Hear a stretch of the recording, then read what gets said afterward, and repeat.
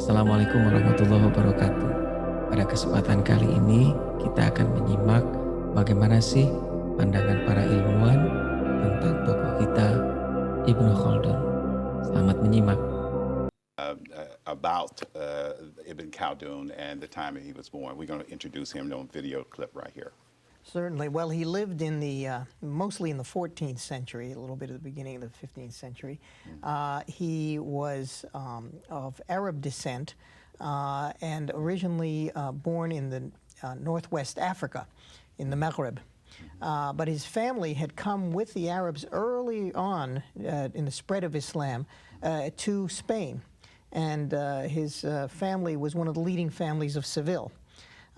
He himself became a great scholar, student of history. He was mainly known as a historian, but he left, when he was about 50 years old, he left Northwest Africa and did quite a bit of traveling, becoming an advisor, a courtier, a vizier, to some of the leading rulers in the Muslim world. However, he was always involved in or the victim of intrigues and seemed to habitually be running for his life from one polity to another. His writings, especially the Muqaddimah that we're going to talk about tonight, were extremely influential and seminal because he was the first historian to take an attitude of what we would call a scientific approach to history. Before him, historians tended to be normative. They would talk about history almost as if they were talking about parables for drawing moral guidance, whereas he analyzed history scientifically and is called the father of sociology, the father of economics, the father of, you name it, as his approach to history spawned a whole set of social sciences. It's interesting. Now he is writing this. Ibn Khaldun actually has some wonderful contributions to sciences. And it is said that he offers the fundamental elements of the social sciences. Dr. Butterworth, could you tell me, do you agree with that and why? What's really going on in the book is Ibn Khaldun is trying to give us a science of history, to lay down the fundamentals so that history can be done correctly. Let me just back up a minute and say something about the book, because it's unusual when you think about the fact that this man, moving around as he was, and as Imad al-Din said in his interview, nonetheless found the time to write a book that consists of 7 huge volumes. This introduction, this book called the Muqaddimah, the introduction to his history of the Arabs and the Berbers, is a 3-volume introduction. So it's a huge piece of work. What he's trying to do is to explain how one can do history correctly, to overcome the shortcomings of earlier Arab historians. And secondly, he's trying to lay down the principles for understanding what he calls umran, a concept we're arguing about still. What does it mean? Does it mean culture? Does it mean civilization? In his working it out, it seems to be something close to civilization, but not civilization with a capital C, just simply the way a community builds up and comes to a higher standard of living. In contrast, could you tell us what was being done in his time? How was history being recorded? How was it being analyzed? It's not his time exactly. It's earlier. He goes back to Mas'udi and then to Tabari, to the famous chroniclers who wrote history with a sense of this happened on day such and such, this happened on the next day, and simply gave an account of things without analyzing how it happened. And sometimes those accounts are very far-fetched. So Ibn Khaldun tries to analyze this and to explain, well, this battle where Tabari said there were so many soldiers. That couldn't possibly have happened that way. And he explains what the elements of scientific history would lead one to say about what Tabari said, for example. Interesting. That's fascinating. Brilliant, brilliant mind. Thank you very much for this invitation. Speaking of memory and amnesia about Ibn Khaldun is clearly a paradox because he's so famous and so celebrated all over the world. But there is such an amnesia surrounding him. And speaking about amnesia and false memory, my first point is that there has been an Orientalist forgery or lie or illusion, fallacy, that the Arabs had forgotten Ibn Khaldun for centuries. With the first translations of his writings into European languages in the middle of the 19th century, there was this idea that the Arabs did not read Ibn Khaldun for centuries until until they had rediscovered him thanks to Western scholars and translators. And this idea of an Arab world ignoring Ibn Khaldun until the 19th century was very common, very consensual, even among Arab academics, even during the decolonization years in the 50s, in the 60s, the 70s. We know today that this is a typically false memory, and that, on the contrary, there was a continuous interest for Ibn Khaldun's writings in the Maghreb, in the Arab world, in the Ottoman world. We know that, for instance, Ottoman historiographers tried to write history according to his pattern, and he was commonly quoted. But for years, we agreed with an idea of Islamic decadence, including a lack of interest for Ibn Khaldun. My second point on memory is that there has been a deep misunderstanding about Ibn Khaldun and his theory of history. He was an exceptional thinker, no doubt about it. And as he was not modest, he has explained himself to his reader why he was such a genius. He says that he is rational while the others believe in legends and so on. But in the Muqaddimah, he compares himself to his predecessors, especially Turtushi, Mas'udi, Ibn al-Muqaffa, and he recognizes himself to be on common ground of political wisdom. He pays tribute to them. He's like his peers at the heart of an Islamic wisdom of the art of governing and of political literature. But then, in a second movement, he reproaches his predecessors with having expounded this shared political thought in an encyclopedical way rather than critically. According to him, they failed to connect it, as he himself proposed to do, to a power dynamic, to a cycle of dynasties. It is here that figures his well-known conception of the Asabiyya as a driving force of Islamic political thinking. But if we try to be aware of this and be aware of the 20th century historiography, we realize that Ibn Khaldun has been mainly and wrongly understood as a thinker of decline. And not only decline as a cycle, as he put it, his historical pattern was taken as a metaphor or explanation for a global Arab or Islamic decadence in world history. That's why during the reformist era or during the nationalist era in the early 20th and the whole 20th century, there was such a strong consensus about the Muqaddimah all around the world. Would I say contagion? Anyway, there was a consensus among the Orientalists, among the Arabs themselves, among the Arab lovers, among the Arab haters.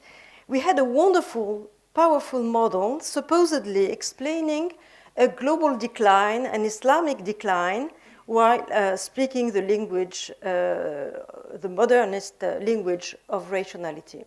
And of course, this was not Ibn Khaldun's purpose. His main purpose was Umran foundation. But we did as if he had anticipated a kind of collapse of history. Especially in the 70s, 1970s, reading him from a modernist and developmentist point of view, his readers, and they were quite a lot at the time, they understood the very concept of asabiya as a root of retardation, an explanation for decline, ignoring its foundational power in Ibn Khaldun's thought. So the Muqaddimah was very popular during these decolonization years and after, in the 60s, 70s, but this went with the whole vision of Islamic history based on decline, based on the idea of an Arab decadence since the Middle Ages. On this point, you can speak of a kind of contagion process because the nationalist, modernist logic was very close to the Orientalist quest for modernity. And this induced a whole process of amnesia. But today, as a historian, I can assure you that this very idea of decline is being put apart, not by any historian, but by a growing trend of historians. And we have to draw a very different interpretation of Islamic history, thus leading way to a new memory of Ibn Khaldun. Because the generation pattern, the retardation model, meant collective amnesia, we have to draw such a new history. In particular, we have to be very careful about Ibn Khaldun's exception.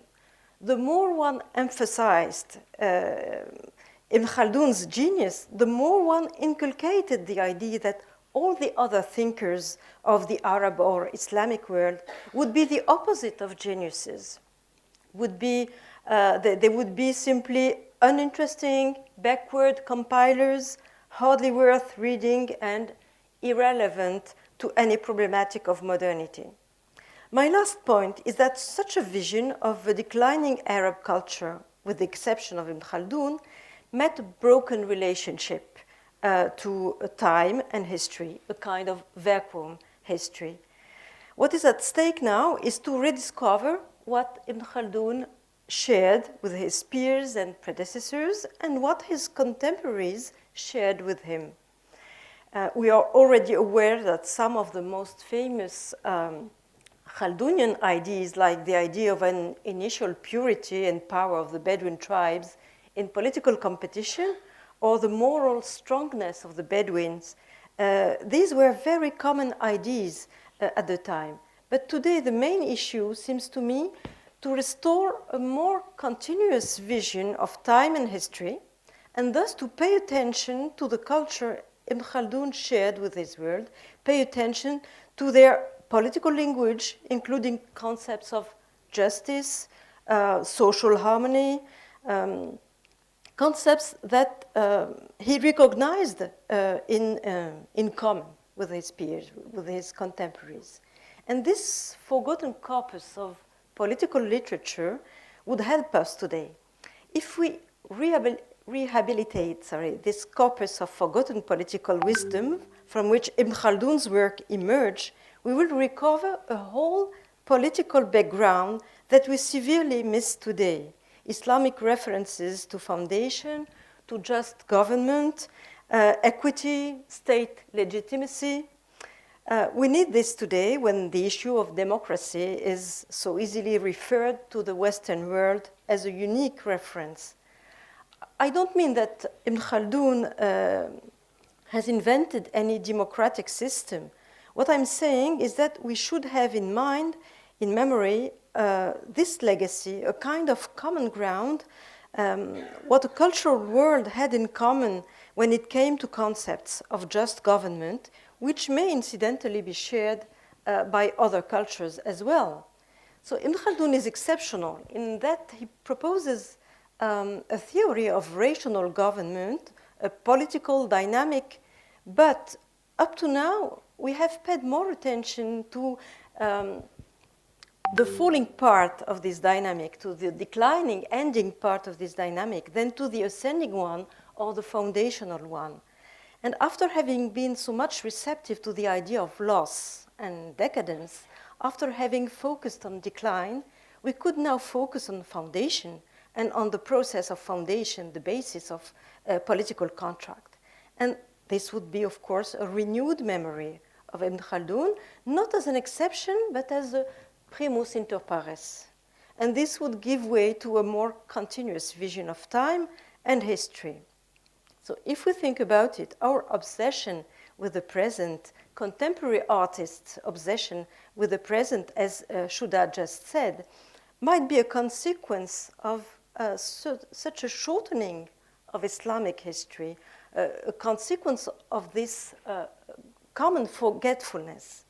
And now we have to choose, is Ibn Khaldun still an exception, or is he both a pathbreaker and a representative of his world, a world we should also consider as modern? Thank you very much. Ibn Khaldunian theory of society or understanding of states.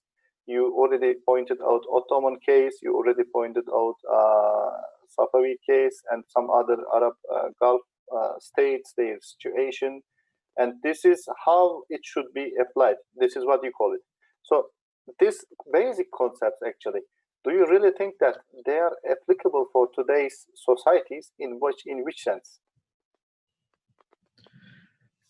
Well,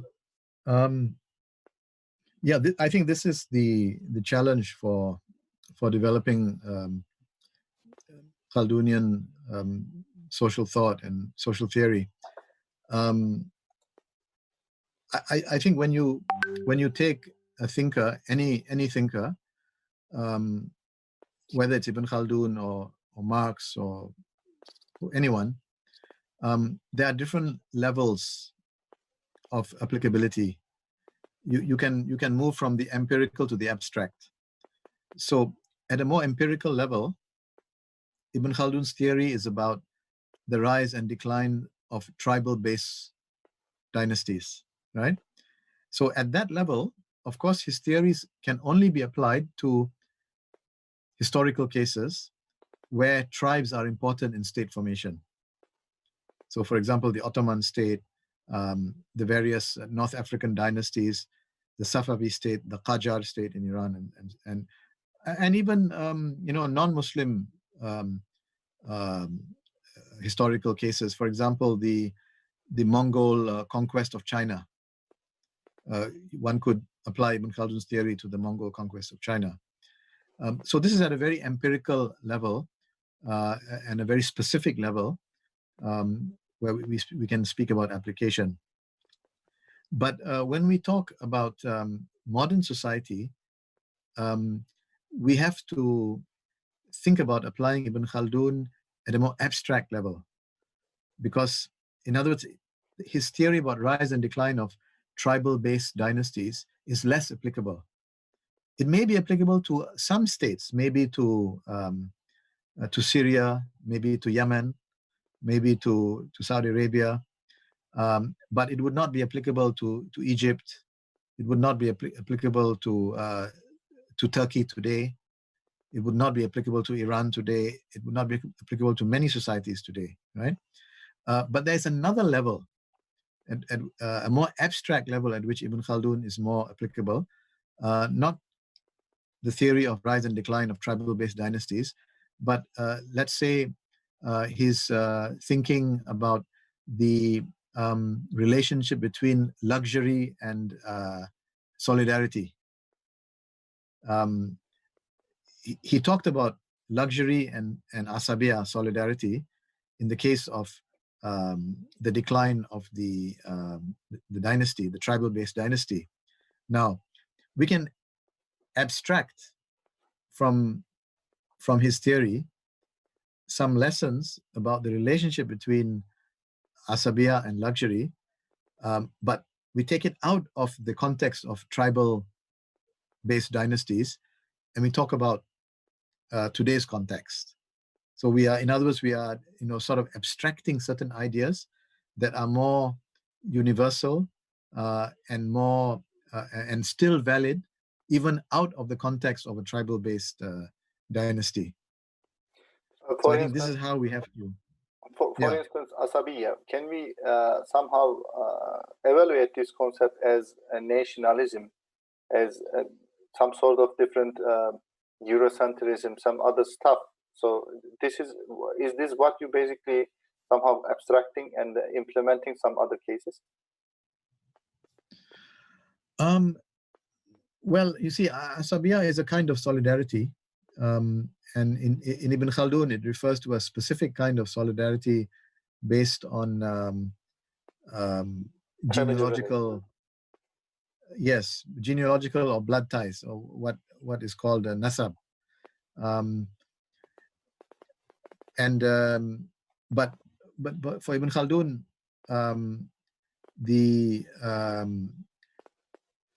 the strength of a state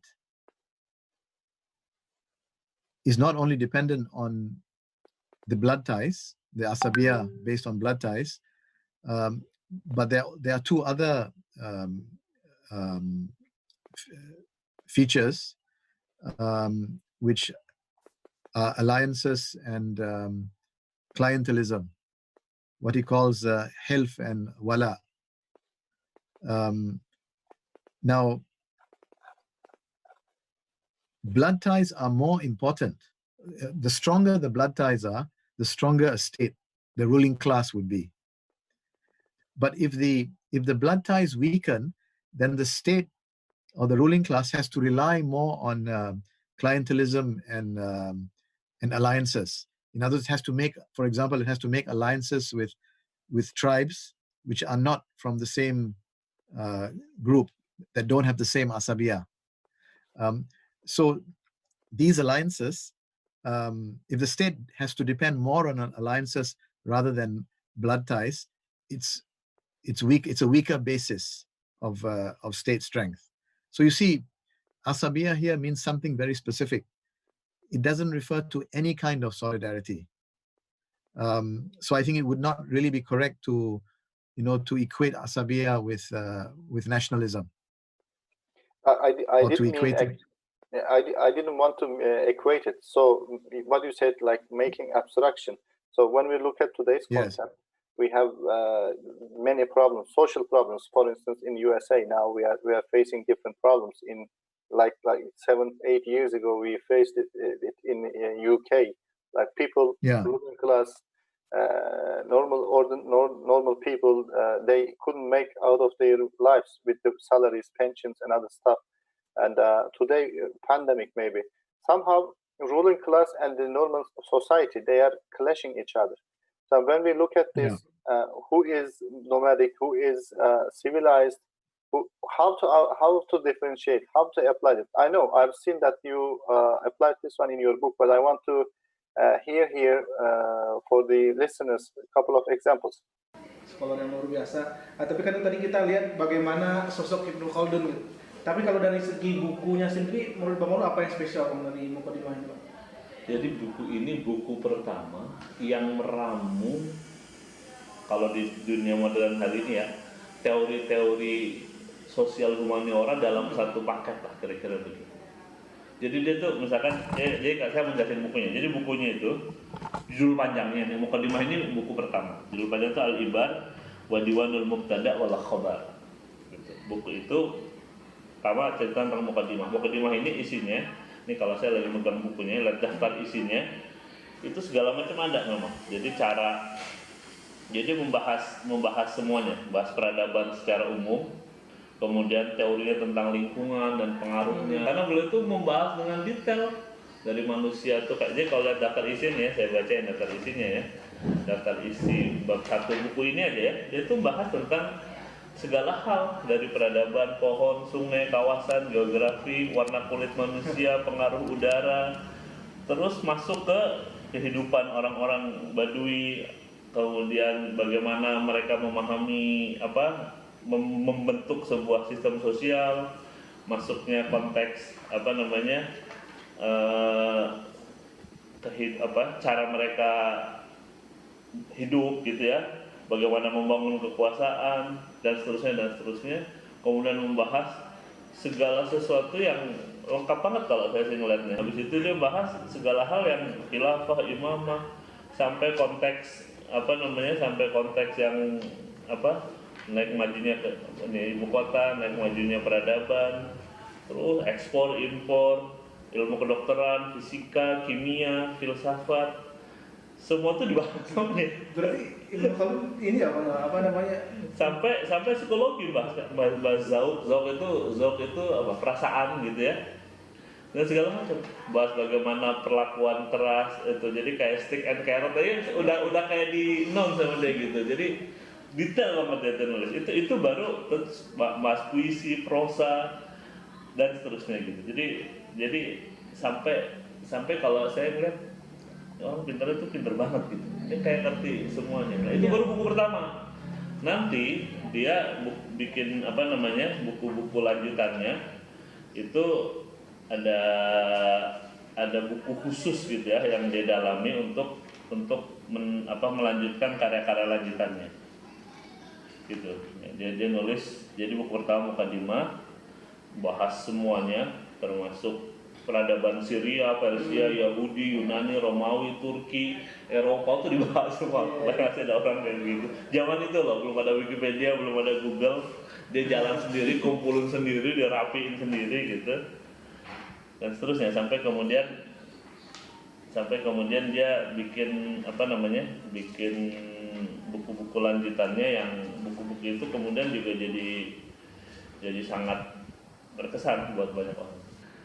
Itu kira-kira tentang Ibnu Khaldun. Mudah-mudahan bisa jadi inspirasi betapa memang hidup itu mungkin memang buat kami ya, buat saya sebagai peneliti atau dosen gitu, memang kita harus punya kelengkapan pemahaman dari yang teori sampai yang praktek.